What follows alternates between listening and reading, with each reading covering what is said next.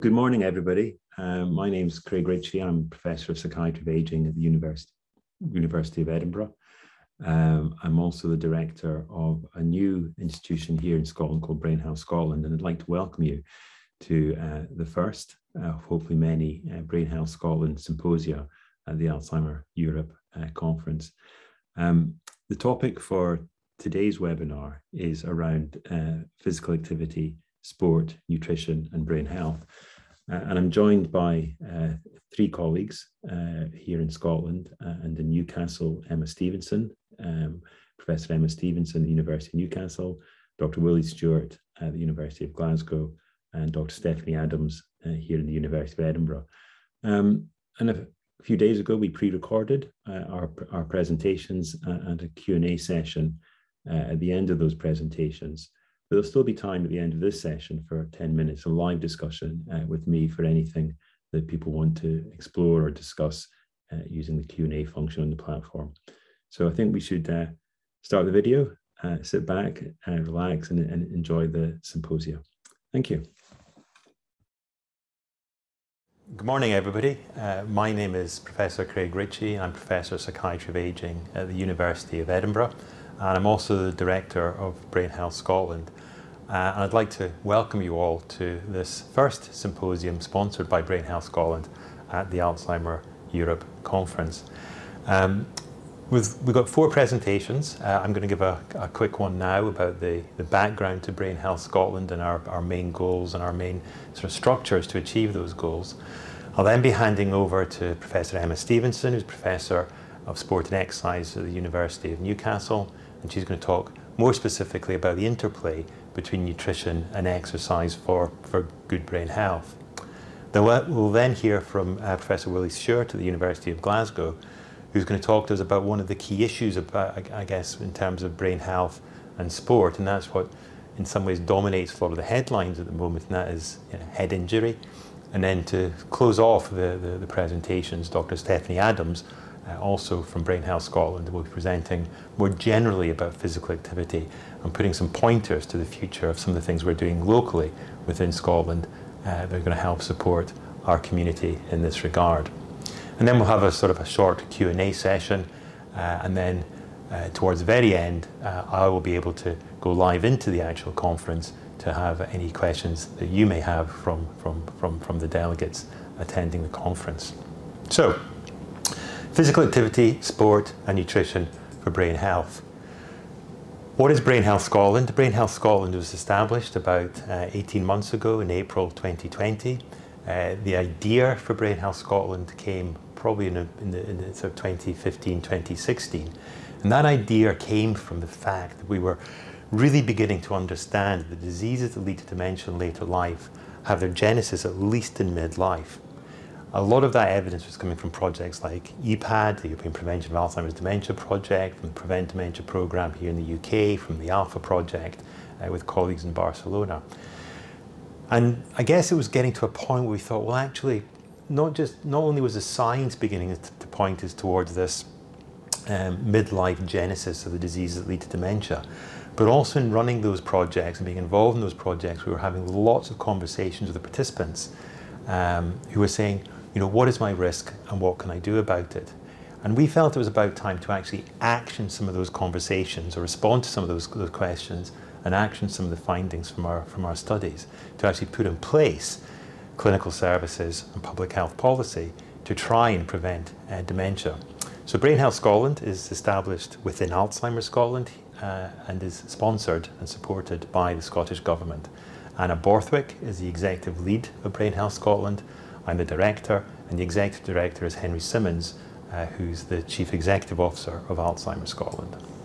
So, I've given you a little bit of an overview of Brain Health Scotland already about the need, its history, the goals and the structure I'll talk about in a second. And then we'll tease out that key element of nutrition, physical activity and sport across the life course and how these are key elements in developing and maintaining a healthy brain. And to do that, as I said earlier, I'll be joined by Emma Stevenson, Willie Stewart and Stephanie Adams. So if we think about the situation, if you like, at an individual level first, what this slide is illustrating is I think, generally accepted observation that the diseases that lead to dementia in later life almost undoubtedly have a genesis in midlife, if not even earlier. But until very recently, we've only really been able to identify people coming into memory clinics with memory symptoms or behavioural symptoms or functional symptoms, and what is in effect a very, very late stage of neurodegenerative disease. And where the research direction is taking us is to be able to look earlier in the course of disease, to look at those initial periods of time when the disease is just beginning to accumulate and processes and pathological cascades are being established. In those earlier stages of disease, we're going to be more reliant in clinical practice on looking at things like biomarkers, be they blood-based or CSF-based biomarkers, and of course neuroimaging. But clinical services aren't necessarily keeping pace with what's happening, if you like, in the research situation. And this was one of the reasons why we felt it was critically important to establish Brain Health Scotland, because one of the key offerings, if you like, of the Brain Health Scotland family of offerings is the actual brain health service, the Brain Health Clinic. That's at an individual level. What we have to also be able to do is at a public health and a policy level is really be able to do things around what we call primary prevention. Let's see if we can do things in early life that will actually stop that individual developing neurodegenerative disease in the first instance, or at least delay its onset for many years if it's not possible to stop it starting entirely. And those primary and early secondary prevention strategies are a key component of the Brain Health Scotland offering, and are also what we're going to be focusing on today in this symposium. This is the ultimate objective of Brain Health Scotland, and that is to reduce the incidence of dementia in our population every year from 2020 onwards. How are we going to do that? Well, this is a cartoon or a structure which we refer to a lot within the organisation. This is our pyramid of activities. At the base of the pyramid, there's 4 levels to this, if you like. At the base of the pyramid is our public health work, working with policymakers, working with Public Health Scotland, working with educators in universities, secondary schools, primary schools, etc., to work with children, teenagers, young adults in brain healthy activities, helping with health literacy to help them understand what's good for your brain, etc. But also working with corporate partners and indeed, of course, the media, just trying to, if you like, improve that health literacy in our community around brain health, and how actions that one can take will have a beneficial effect on brain health. The second level is, if you like, those individuals who are maybe slightly more at risk for developing dementia in later life through things like maybe strong family history, or having had a head injury, or having an accumulation of other risk factors like depression, diabetes, and the like. Again, working with those individuals will not necessarily be at an individual level, but will be at a kind of a more educational population level to these more targeted groups. And then from there, we then offer the individual work in the Brain Health Service and the Brain Health Clinics, where you'll get that full risk profiling, early disease detection, and personalised prevention plan.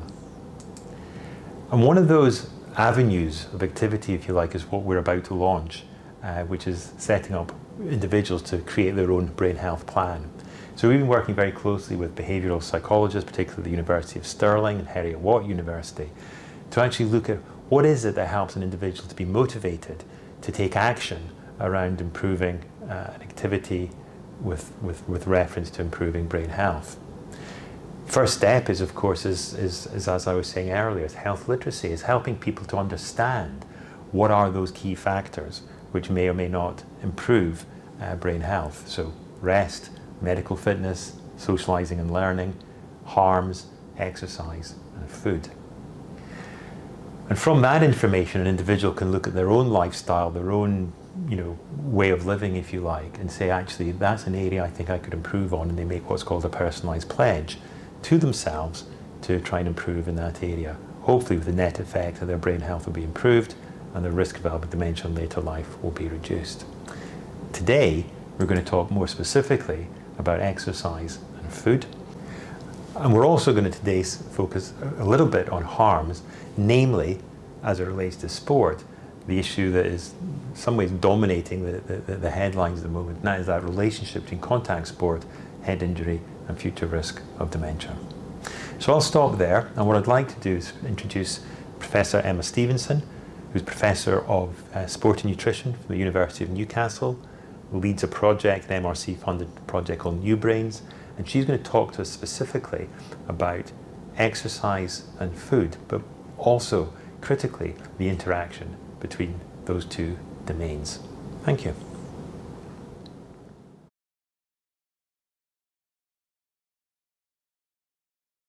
Hello, my name is Emma Stevenson from Newcastle University, and I'm delighted to be part of this webinar today. So I'm just going to start with some introductions, just a little bit about my background. So I'm a Professor of Sport and Exercise Science and Nutrition within the medical school at Newcastle University. Within my role, I'm also the Deputy Dean of the Population Health Sciences Research Institute within the medical school. Within the faculty, I'm involved in a number of different research centres. I'm a principal investigator in the Human Nutrition Research Centre and also the Newcastle Centre for Healthier Lives. So my research really focuses on the interaction between exercise and nutrition. And over the years, I've done a number of different studies in different areas, some focusing on the role of the importance of nutrition for elite athletes, but more recently looking at more health outcomes, and particularly at the moment, focus on the role of nutrition in healthy brain ageing. So I'm delighted to be part of a consortium which I co-lead with Professor Craig Ritchie, which is funded by the Medical Research Council, and it's looking at the role of nutrition, optimal nutrition for healthy brain ageing. So I'll talk a little bit about New Brain in some of my later slides. So why is this important? Why is it important to understand this interaction between exercise and the food that we eat?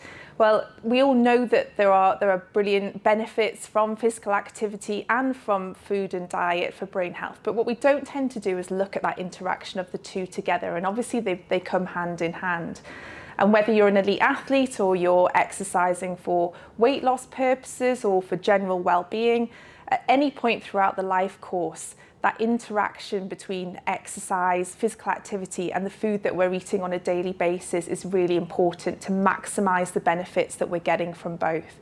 So we can be exercising and doing all the right things with that, but if we're not consuming the right foods in our diet, or doesn't have to be the right foods, a healthy diet alongside our exercise, getting good rest and recovery, then all of that will impact on the benefits that we're getting from those different factors. So thinking about brain function, that impact of nutrition in particular is really important to help develop and maximise the benefits that we can achieve through our lifestyle choices. So I'm going to focus now on nutrition for healthy brain ageing, because that's where a lot of the focus of the research that we're doing at the moment, working with Craig Ritchie. So what is the current evidence around the role of nutrition in brain ageing? So from a research perspective, there are some very good nutritional epidemiology studies published in the literature that show that there certainly is a protective role of the diet and the food we eat in brain health. And a lot of that work is focused on specific nutrients or certain aspects of the diet. So in particular, there's some great evidence around things like B vitamins, omega-3 fatty acids and flavonoids. But it's always important to remember that we eat a combination of foods. So this information is important to understand the role of specific nutrients or ingredients, but actually on a day-to-day basis, we eat lots of foods in combination around the activity that we're doing, the sleep that we're getting. So it's understanding that whole multi-domain approach is really, really important. So large-scale studies looking at these things are in place, but obviously they're very, very difficult studies to run, very expensive studies to run as well, but they are starting to show some really promising results. So how do we better understand that interaction between exercise, diet, physical activity, and all the other factors that influence brain health throughout the life course? We also need to better understand, are certain people more at risk than others, and is there a certain point where it's optimal to intervene? And these are really big research questions, but there are some great studies ongoing to better understand this.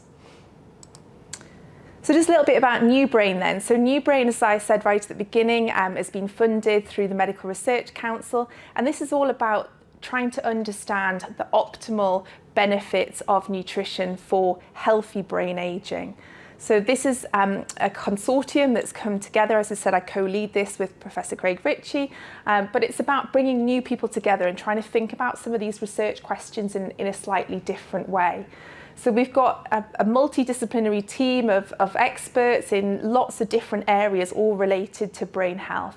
So some of them around psychology, public health and policy, translational epidemiology, exercise science, nutrition, brain sciences.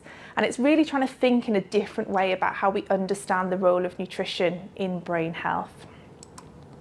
So our vision really is to try and provide a step change in the research in this area.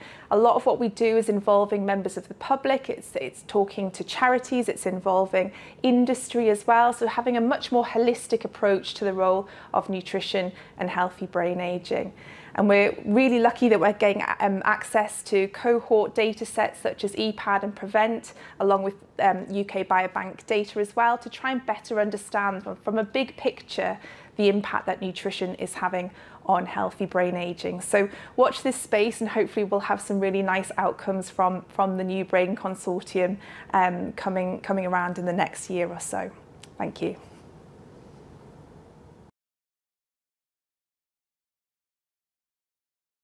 Well, thank you for the invitation to contribute to this session, and I'd like to talk a bit about brain injury and brain health and where we are currently and understanding of that. Just by way of introduction, I'm Willie Stewart. I'm a consultant diagnostic neuropathologist at Queen Elizabeth University Hospital in Glasgow, and I work academically with University of Glasgow, University of Pennsylvania. And the research programmes that we're mainly involved with at the moment are studies, one in particular which we'll come up to in the discussion later, is one PREVENT Rugby Footballer cohort, or PREVENT RFC, which is supported by the Alzheimer Society, and it looks at former rugby players and their brain health in midlife, and that compares it to the important PREVENT cohort. So we'll discuss that later on. But I'm also involved in a number of other studies, and also in contributing to a variety of policy documents, including the Scottish Concussion Guidance and recent advisory roles with Global Sport. So when we think about brain injury and its link to brain health and dementia, I think this is something that's been around for almost a century. We've recognised it in boxers, dating back to the early part of last century. And it's not a difficult concept to understand that boxers have a risk of brain health and brain injury. And back in last century, we talked often about punch-drunk syndrome, or when we discussed the pathology of dementia pugilistica. But in this last 20 years or so, we've started to recognise this isn't just a pathology of boxers, not just a problem of boxers, but actually we're seeing it in other places as well. Any exposure to head injury virtually puts a risk of dementia and degenerative disease. And so now we refer to this as chronic traumatic encephalopathy. And when we're talking about that, often what comes up, this CTE, is a particular pathology, a tau, hyperphosphorylated tau pathology, a kind of pathology we see in other diseases, a bit like tau in Alzheimer's disease or other tau pathologies. But what sets it apart is a very distinctive pattern and distribution of this tau, which we don't recognise so much in Alzheimer's disease. So if you look at this image on the top right, we see the depths of a cortical sulcus and the clustering of tau pathology down there, and that's what gives it away. But as well as that microscopic pathology, looking down a microscope, we can also see abnormalities structurally in the brain as well. And in the imaging studies to the left, we see that the septum pellucidum, the fine membrane right in the middle, has a little gap in it. So that gives us a clue that this individual might be exposed to, might be at risk of this CTE. And in this case, a former rugby player, rugby union player. So here, again, we're coming away from just thinking about boxers and thinking about other athletes in other sports. And up until quite recently, although we recognised this pathology more frequently, we didn't really know what it meant, what the context of it meant. So we had to do some studies looking at the epidemiology, the risk of dementia. And when we look at, here's two studies looking at two forms of football, soccer, association football, or American football. Here we see that risk of death with degenerative brain disease is higher for both these populations, around about 3 to 4 times higher. But it's not just dementia, it's not just chronic traumatic encephalopathy is a range of disorders. So we also see high motor neuron disease. And that brings us to this understanding that actually when we're thinking about risk of degenerative disease in athletes, we're thinking along the spectrum of life of the athlete, from participating in the sport, reducing head injuries, midlife, dealing with brain health and optimising that, to late life, providing support.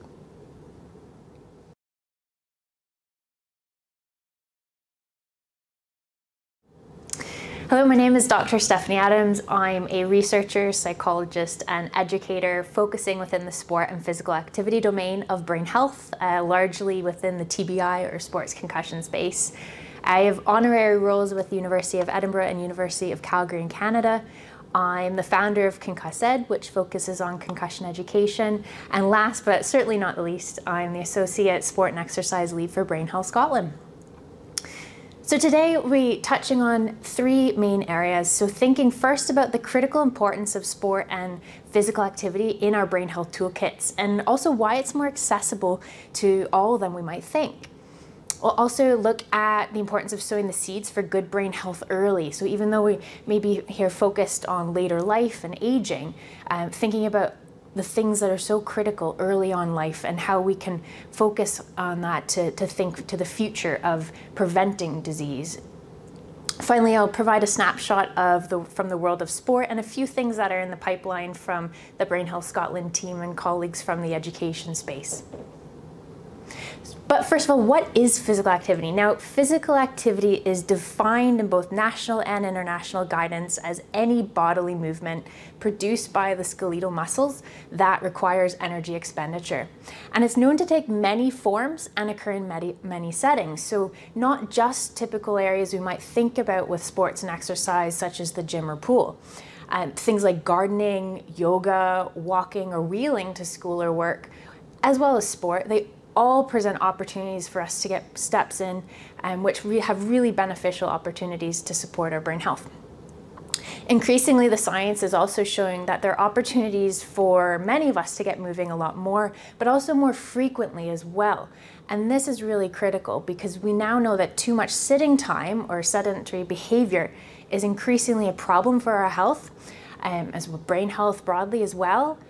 Even amongst those who do get their steps in, okay? So breaking up regular sitting time is really key. But why is sport, exercise, and physical activity a critical area in our brain health toolkit? These are areas that really help to achieve beneficial outcomes on the risk factors that may lead to dementia. So we see this excerpt quote here that says, "The evidence to support the health benefits of regular physical activity for all groups has become more compelling. In adults, there's strong evidence to demonstrate the protective effect of physical activity on a range of many chronic conditions, including coronary heart disease, obesity, type 2 diabetes, mental health problems, and social isolation." So interesting, within this short excerpt, a number of the known modifiable risk factors of dementia highlighted in red on the screen, or poor brain health areas, they're mentioned in this. So physical activity really ticks a lot of boxes as one tool to help support our brain health. And we can think of movement really as medicine. But translating this knowledge into practice and amongst the public in a way that really supports maintained action is a challenge. Effective, tailored education plays a key role in this. Now, the perception and habits around our activity behaviors begin in our younger years, and there's evidence to suggest that our activity levels and behaviors do track into adulthood. So this is why the school years are a prime time to ensure brain health education is taking place, and part of this includes increasing literacy of what physical activity is and our personal health data around this, okay? So globally we're seeing increasingly lots of data monitoring and tracking, and it's really critical within the broad domain of health and brain health, and right down to physical activity. It's critical we understand and support young individuals to understand what their health data means as they progress throughout their life. There are a number of great projects focused on this area. One Scottish example we're involved in is DataFit, which is a national curriculum-based program that focuses just on this, on increasing physical activity and data health literacy. And it really focuses on empowering young learners to think about how they think, how they feel, how they act even after movement versus days where they're less active. So trying to help children and adolescents to really pinpoint and feel that benefit, cognitive, emotional, physical, that comes from movement. So a massive link to brain health there. Last but not least, that snapshot from sport and the educational work from Brain Health Scotland. So one of the other areas Brain Health Scotland and its partners and a number of collaborators have been working on is building out as an educational suite relevant to this space. Encouraging a positive mindset, so one that considers areas that we can take action on, which looks at all relevant risk factors to an athlete's brain health, including but not limited to brain injury, is really important. So brain injury is a relevant risk factor for poor brain health, but it's one of the known modifiable risk factors. So we're broadening that focus to help increase literacy on the other risk factors as well. So recently, working with World Rugby and a number of academic collaborators, logos on the screen here, we've helped develop brain health educational videos relevant to all members of the rugby family, and particularly former players and their families. These recently went public, and we welcome you to take a look and share through your networks. They can be found on the Brain Health Scotland website, as well as the World Rugby social media pages and website. Linked to this work, we're also building a landing page that's also live with brain health resources relevant to the sport and exercise community. And off the back of the success of the Brain Health Scotland's Preventing Dementia MOOC, development is underway to expand that suite of online coursework as well, to include content relevant to the sport community. So some updates from the sport exercise education space from Brain Health Scotland. I'm Dr. Stephanie Adams, and please connect through Twitter if you have any follow-on questions, and give me a follow and send some comments, and be happy to discuss anything with you. Thanks very much. Welcome back. I'm delighted to be joined by Emma and Willie to talk in a little bit more detail about some of the things that we've heard about from the presentations earlier about sport and physical activity, nutrition and brain health. Unfortunately, Stephanie Adams couldn't join us for this particular session, but look forward to maybe getting some questions from the audience which we can address, or I can address immediately after this. So what I'd like to do is just start off with one of the things that struck me as I was listening to the presentations was we talked a lot about exercise, about nutrition across the life course. Maybe Willie first, when do you think is a kind of, do you think there's a critical period for when these things are most important in terms of brain health? That's a really good question to open with. I think you know, if we look at that last slide, what we're really coming to in our understanding, particularly in the brain health and the brain injury side of things, is that this is really something across the time course, across the life course of the athlete, of the individual. So, but the approach to it may be slightly different. So, you know, in the very young, we start there. We talk about, from our point of view, with head injury, introducing good practices there about reducing head impacts, recognising head injuries where they might be, and that's specific to head injury. But I think we also starting to discuss with athletes about, you know, good diet, good approach to physical activity and recovery, and other things that are wider for health and general brain health as well. And then as they leave and transition out of the game, we start thinking more about continuing good practices. So there's a temptation getting into you know, leaving a sport, leaving a you know, elite level but also amateur level, to say, well, I don't need to do so much physical activity anymore. I've been a football or rugby player. I've played that weekly for years, so I don't need to do it quite so much. But we need to carry that on. We need to give people the tools to go into midlife and continue with good physical activity practices. And diet is the same. You know, it may have been an excellent diet when they were thinking about playing football on a Saturday afternoon, but once we leave sport and less active in sport, so we're not thinking about there's one magic period in life, one magic moment to step in and intervene. Really thinking about across the life course and a different approach with each stage. And I think you were sort of, this is something I think we've had in terms of conversations with you know, retired players, that there is this kind of period of their lives when everything's well controlled, well managed in terms of their exercise, their nutrition, what have you. And I guess when they retire from the game, maybe that support isn't there anymore. Has that been your experience as well, Emma, with your work and your observations? Yeah, certainly. I mean, working with athletes in the past, I've seen that that as soon as that structure's taken away, it is more difficult, and I think that's probably the same. When you look at more the general population, that actually it's never too soon to think about these things and to have this as part of your lifestyle thinking about activity and nutrition. But actually, there are times when we may focus on it a bit more, and times when maybe life is busier and people don't seem to think about these things as much. And so I think it's actually quite a difficult question, because it really depends on an individual circumstance, where they may focus more on some of the aspects, particularly around good nutrition. When people are younger, and then when they have their own children, there's quite a big focus around the importance of nutrition. And then actual retirement from a job for older people, actually that's a time when a lot of people make really positive life changes, because they've got more time, they think more about their physical activity, they think more about their diet and become more aware. So it's difficult, isn't it? And I think this is one of the things from our research as well, is trying to sort of pinpoint, are there optimal times within a life course that we should try and intervene, but we really don't know the answer to that question yet. And I think one of the, to pick up on something you said, is never too soon.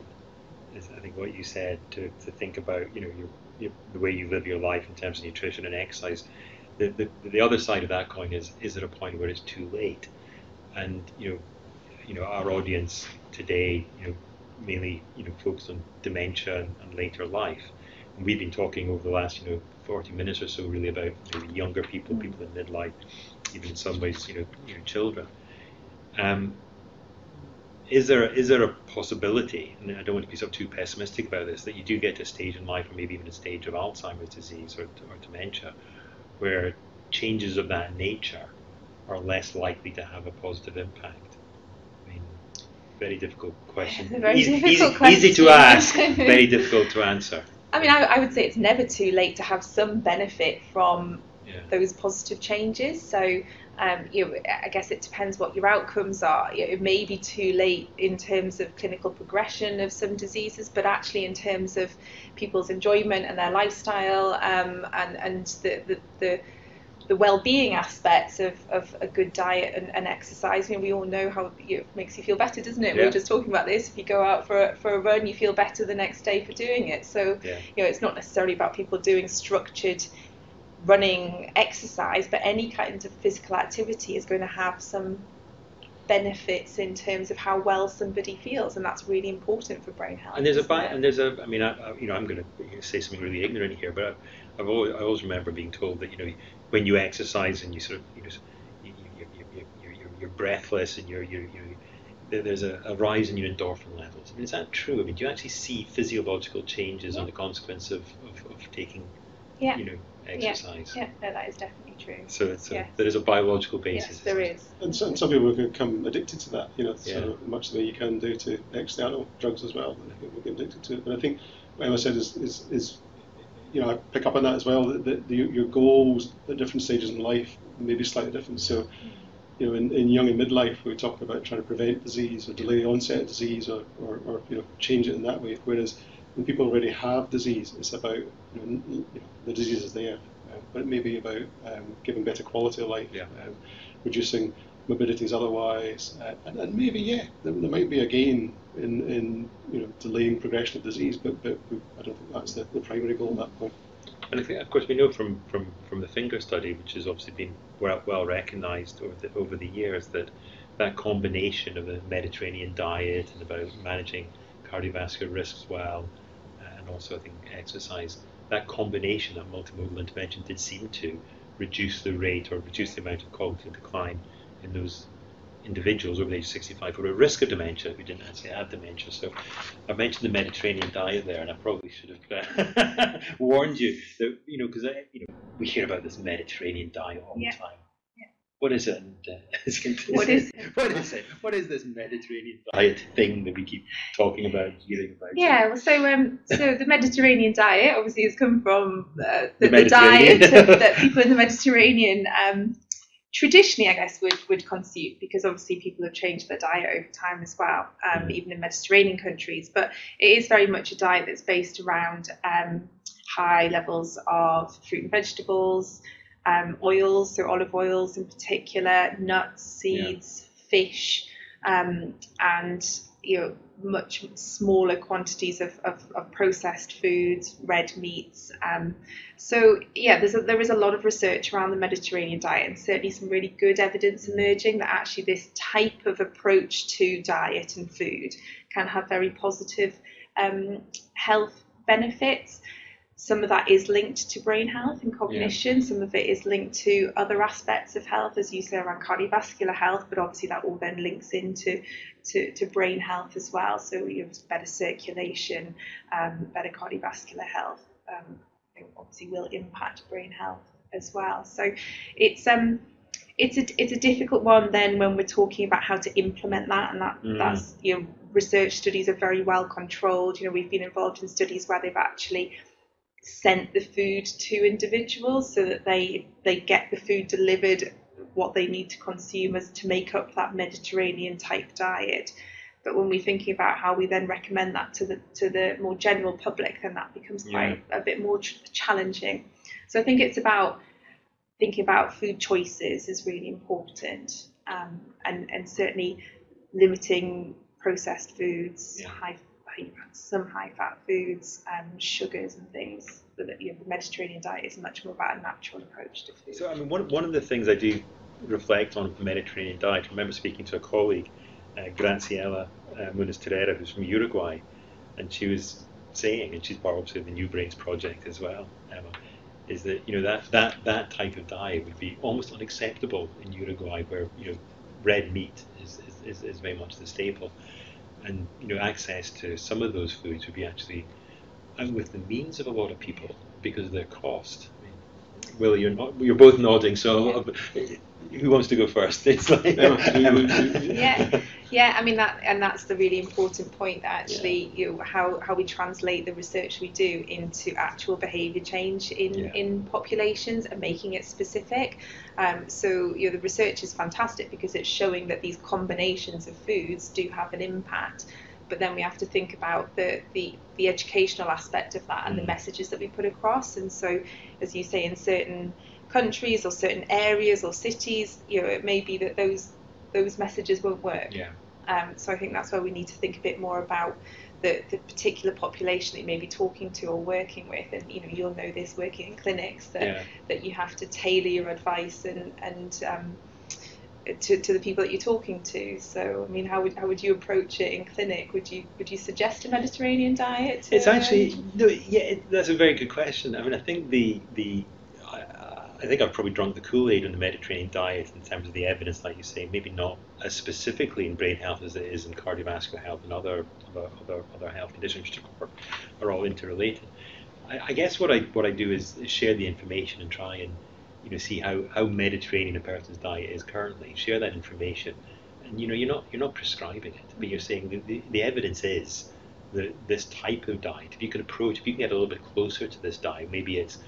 I mean, I personally, since working there, say with you on the New Brains project, I've tried very hard to go down to less than 2 red meat portions a week. Now, I would not have done that had I not known that the Mediterranean diet was possibly a benefit. So I think it's just communicating that information is the first step. Yeah, and that's really the case with any kind of dietary change. Working in nutrition, you're not going to be successful to tell somebody to completely stop everything that they're doing and change everything. So I think that's a really sensible approach about maybe just saying, well, what if you exchange this for that and try that for a few weeks and see how that works. And so it's sort of that gradual approach is much more likely to be successful in a longer term behaviour change than saying, right, stop what you're eating, everything you eat now should be a Mediterranean diet, because that's not realistic. No, it's not. It's kind of nudge behaviour as well. It's what's attainable as opposed to what would be ideal, and also recognising that diet is a really important component of risk factor modification. It's not the only risk factor that we can focus on. So maybe that people can be really successful in dealing with aspects of risk factors, but others are just unattainable for them. But that doesn't give people a get out clause that if they, for instance, Professor Ritchie, do a regular 5-mile run, they can eat what they like afterwards. I don't want to particularly mention your. If you do a 20-mile run, can you eat what you want afterwards? So it's not, we're not saying you focus on one risk factor at the expense of all the others, but you look at what's attainable across them all, and come back to physical activity and thinking about athletes or people who are perhaps leaving sport, is that they can often leave with problems with joints, and they don't have to play sport to have physical disability, which means that the aspiration for physical activity in something like yourself, for instance, would be completely different to people in the clinic. So it's about achieving what's attainable. I think, but in my presentation, I showed some images, if you like, from the booklet that we produced in Brain Health Scotland called My Brain Health Plan, and it's exactly covering that aspect where people make what's called personalised pledges to themselves. What is it they're going to do? How are they going to do it? Who are they going to do it with? And by when are they going to do it? And the more specific it is, like I've just said, swapping out, red meat for white meat, or sleep was another one. I made myself a personal pledge that I was going to sleep better, and how I was going to do it, turn off screens at 11 o'clock at night. These are the types of things that you mentioned nudge theory. It's that kind of small incremental change, rather than saying, right, I'm now going to just be completely teetotal. I'm never going to drink alcohol again. So the other thing is, I was just going to say that focus back on head injury for a second, is that the gist is, we have to recognise what's successful people. I don't think we should be downhearted if people have particular risks they brought with them. So, for instance, brain injury is a risk, and you may leave sport with brain injury and be at risk. But I don't think we should give up hope, abandon hope, and be downhearted, because there are so many other things to work with to try and modify risk and mitigate against what damage there may be from brain injury. So again, it's just about achieving that best balance for the individual in front of you, rather than saying this must be applied across society and everybody must eat the same things at the same time and do the same activity. So looking across that, I think we've got to this point without mentioning the Lancet Commission report, and I think that was a lovely crystallisation in my mind of those 12 risk factors. We've also 12 plus 1 because sleep's not in there yet, but those 12 modifiable risk factors that may, if reduced to 0 across the world, there'd be 40% less cases of dementia, which is an incredible statistic. But I think to just echo and pick up on your point, head injury, you can't go back and unplay the game. Yeah. But if those are other 11 things, or things that you can still take action against, be it nutrition, exercise, diabetes, depression, what have you, then that should be a focus working with individuals.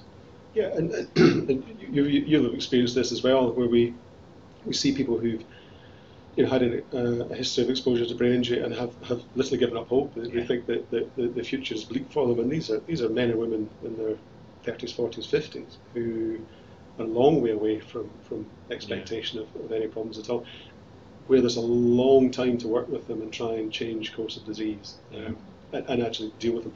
And many of these people, I think, are possibly we're dealing with reaction from leaving the game, or other perhaps mental health disorders from just other life experiences. So these are things that are manageable and should be soluble. So we shouldn't be abandoning hope. We should be dealing with these things. One of the things, Emma, that I think whenever we talk about nutrition in any setting with any audience, we're often asked, be it with the media or in conferences, what about blueberries? What about omega-3? What about bears for diet? Leading question, is there anything specifically? Is there a specific nutrient or a specific food that's going to be the be-all and end-all of brain health? No. Okay. I mean, I think I maybe knew the answer to that already. Yeah, I mean, this is what I touched on in my slides, that the way that we carry out research, there has been focus on specific nutrients. So omega-3 is a good example, flavonoids.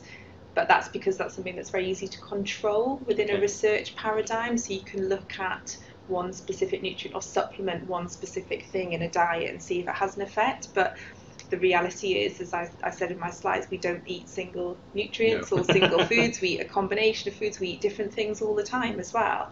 And it's the other thing that I mentioned was then that interaction between all the other things that are going on around us. So it's not just about a certain aspect of food or a certain nutrient or a magic bullet supplement that we can give somebody, because we could do all the right things in terms of nutrition, but if we don't we're not physically active, and we don't sleep well, or we're really highly stressed, then we're not going to get the maximal benefits from that nutritional strategy. So it links back into this sort of understanding all the different aspects within life, really, that have an impact. But obviously eating a good diet will help. So this is a horrible question I'm about to ask, so you can throw it right back to me. Is there a way we know that what we're doing is making a difference? Because one of the things I think about, and I'll talk about again about my own personal experience, I exercise because I enjoy taking exercise. I enjoy eating more because I've taken exercise. But the one thing I think is a consequence I'm trying to achieve is weight control. Because weight is also one of those risk factors for poor brain health, as is for cancer and cardiovascular disease.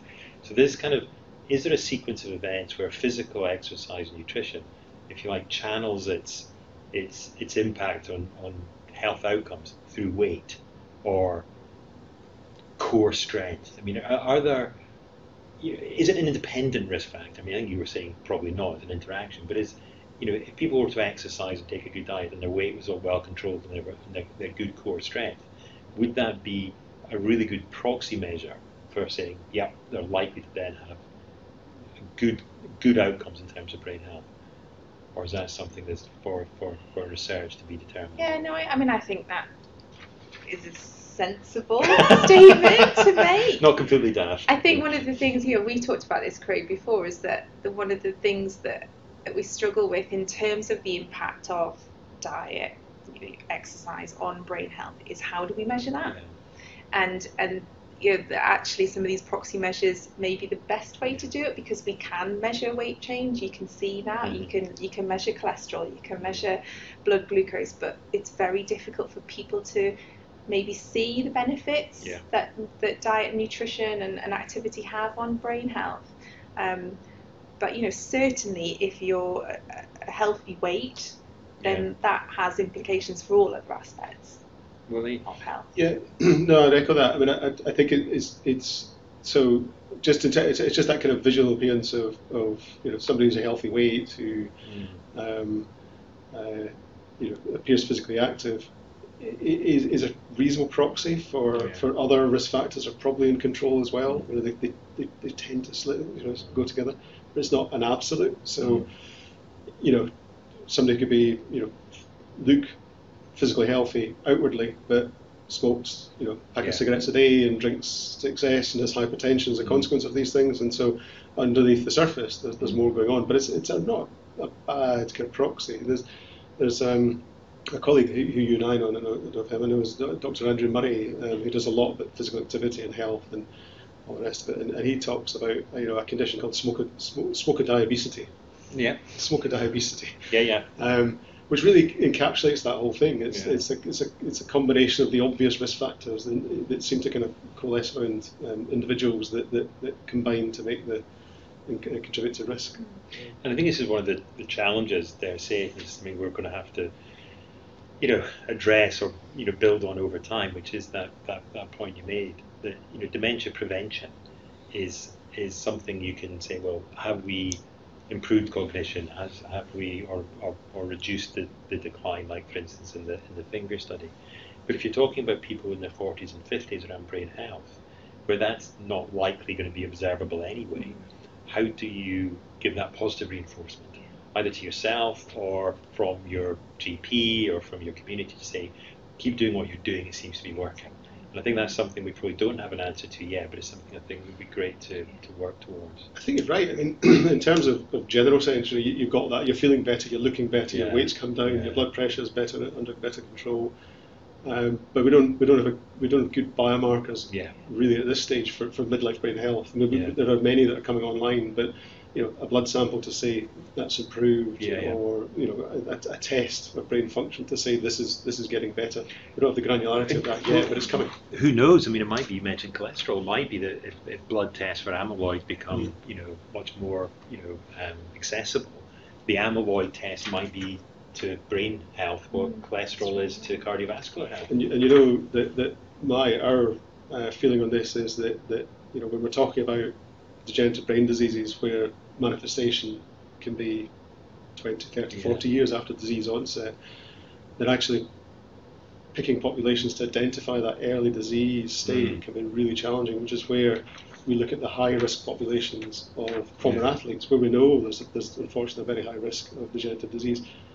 In midlife, can we use that high risk population to give us an idea what might be happening in a more general sense? So using that population to leverage the blood biomarker studies, the imaging biomarker studies, and others.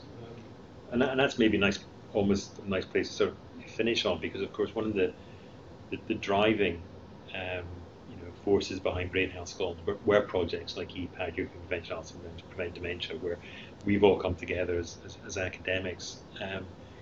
And it's just looking at, yes, we're starting to put in practice what we think we know about this topic area already, but there is still a lot of research that needs to be done. Maybe not, we don't necessarily have to wait for the results of the research to do the right things, which are, as long as they're not causing any harm. But you'll have mentioned the New Brains project a little bit already. Is there anything else you'd like to, given the discussions we've had and about New Brains and what its kind of longer term aspirations are? Yeah, I mean, I think I mentioned this in my slides, but it's about trying to think a bit differently about how we answer some of these questions, and bringing expertise together of people from different backgrounds, different areas, to actually try and tackle some of these questions. And I think that you mentioned some of the big cohorts, and they're so important to have data on a larger scale to better understand these things. So could we identify which populations may be more at risk through some of the cohort data? Can we identify when that might be a right time to intervene, or just to start to see these patterns and better understand? Because I think there's still a lot that we don't necessarily understand very well.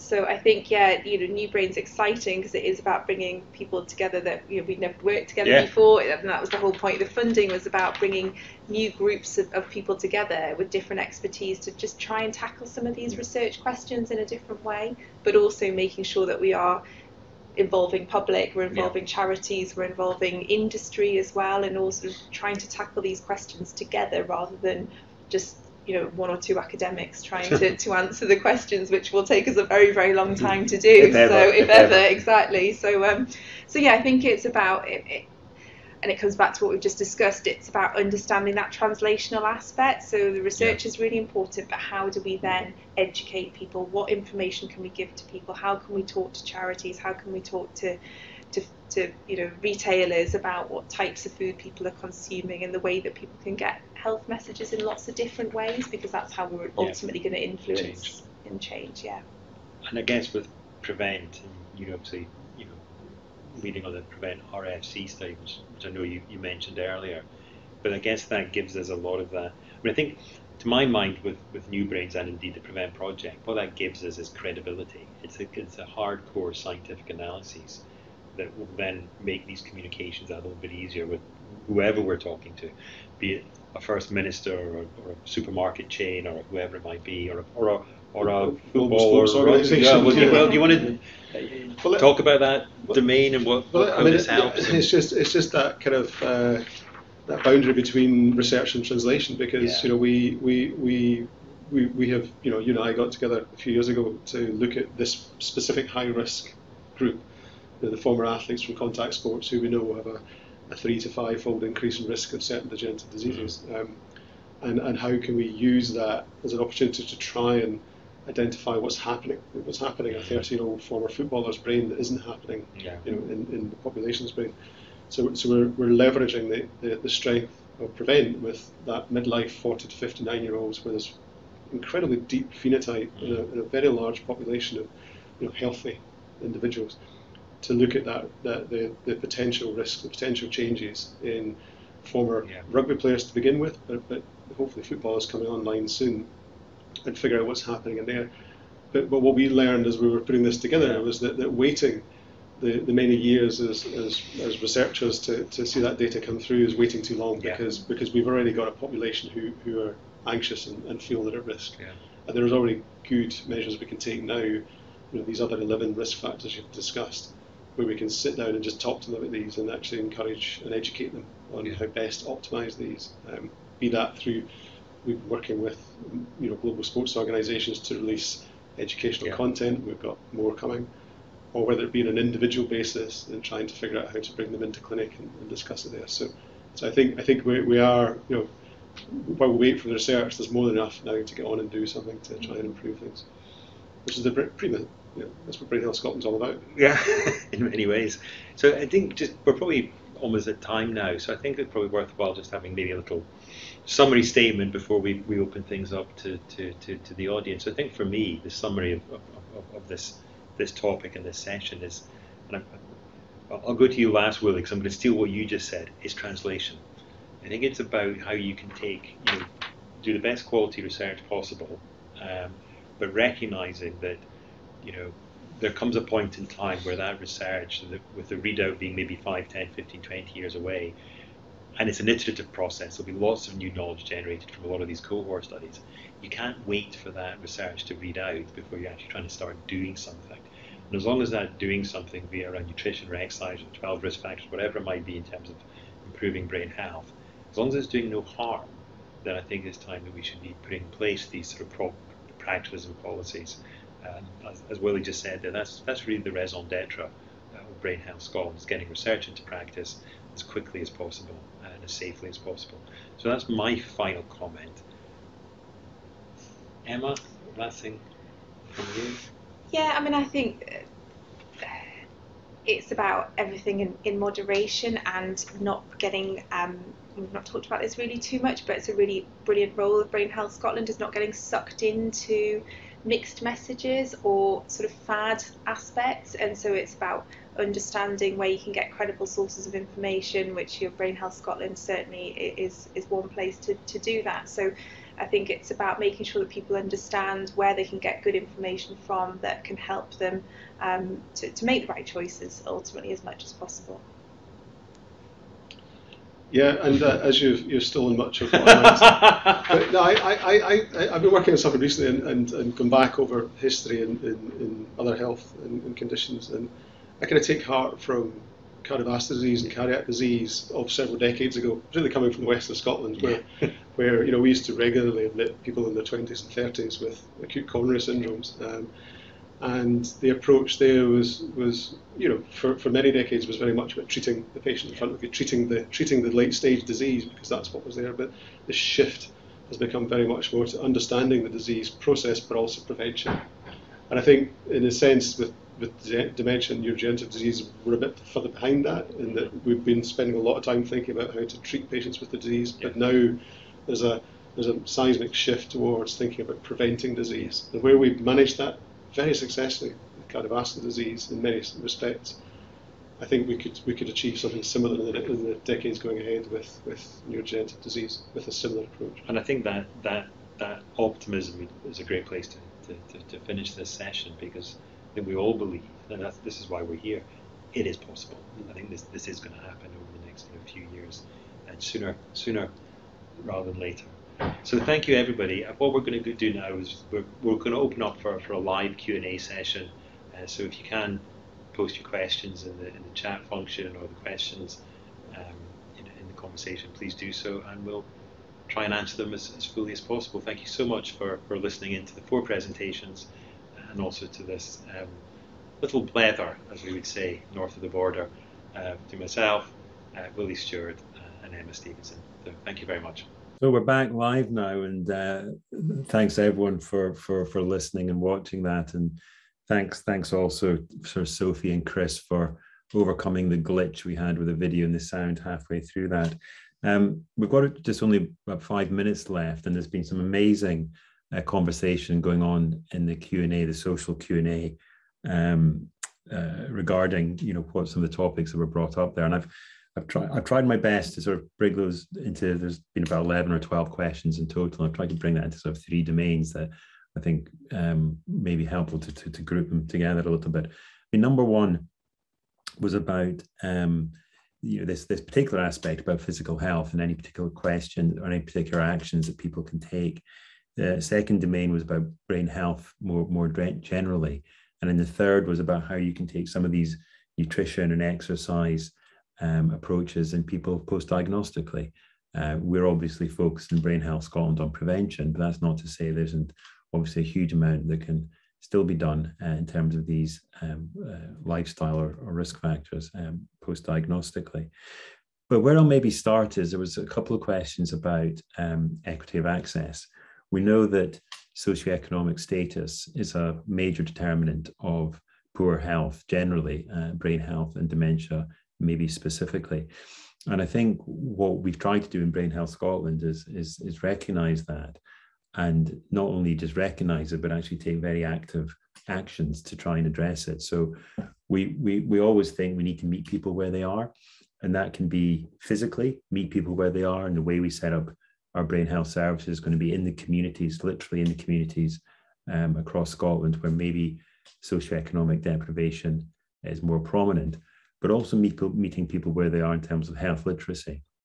You've heard from Stephanie and Willie and Emma about some of those challenges of communication, because people are sometimes looking for very specific answers about nutrition or physical exercise, when actually all we can reasonably prepare people with is general comments about physical health and exercise and nutrition. So, you have to sort of build into any approach around health literacy or about, individual work into the communities who in many ways are going to benefit most and have historically found it most difficult to access healthcare. The second point I'd make, and there's a few questions actually interesting about culture, museums, art galleries, sports facilities, stadia, etc.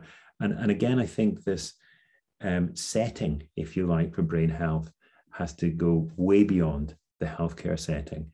And we are actually doing some work with some of the leading museums in Scotland around not only making their facilities more accessible for people with cognitive impairment and dementia, but also using those facilities for communicating about brain health and helping with health literacy at a population level. But again, we have to make sure we address any access issues at point of equity. So people, for instance, may find it preferable to go to a sports stadium to watch their football or their rugby team or get involved in that community rather than necessarily an art gallery. So we have to have an offering that cuts across all those different domains. I'm just aware there's only a couple of minutes left, and there's obviously a lot of questions about specific things you can do in terms of nutrition, about whether or not if you eat a really, really good healthy diet, but then you add in, dare say it, foods that may not be so brain healthy, then does that undo all of your good work? The way I think about this is that a healthy diet, a good brain healthy diet, we're talking the Mediterranean diet, for instance, will provide the nutrition, will provide the nutrients, provide the sources of energy, the precursors for the proteins that we need to build and the lipoproteins we need to build in our brain for brain health and neuronal integrity and what have you. So yes, we have to do that. We have to provide the right nutrition for our brain. It's a very simple organ. You just have to have a good blood flow, full of the right nutrition, full of oxygen, and don't bash it too much, and all will be well. But if at the same time you're taking other foods into your diet that maybe increase obesity, increase your risk of diabetes, increase your risk of cardiovascular disease, then you might be providing great nutrition for your brain, but at the same time you're using foods that maybe affect the blood supply, if you like, if you're thinking about cardiovascular disease.